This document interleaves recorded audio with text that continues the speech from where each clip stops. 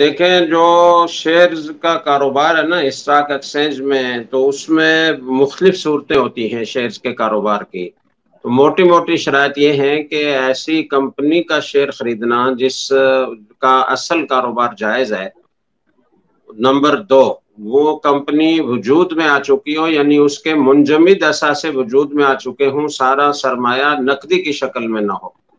اور تیسرا یہ کہ وہ جائز کاروبار کر رہی ہو، اس میں کسی حرام کاروبار کا سلسلہ نہ ہو، یا اگر کوئی حرام کسی مقدار میں شامل ہے تو پھر اس کے بدلے میں جتنا نفع آ رہا ہے وہ صدقہ کیا جائے۔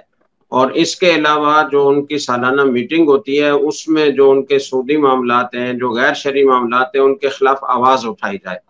تو ان شرائط کے ساتھ شیئرز کے کاروبار میں حصہ لینا اور شیئرز خریدنا، اور ایک شرط اور بھی ہے کہ وہ باقاعدہ سرمایہ کاری مقصود ہو، صرف حساب برابر نہ کرنا مقصود ہو کہ شیئر تو خریدے بیچے باقاعدہ جا نہیں رہے بلکہ صرف حساب برابر کیا جا رہا ہے، تو ایسا نہ ہو۔ تو ان شرائط کے ساتھ شیئرز کا کاروبار کر سکتے ہیں۔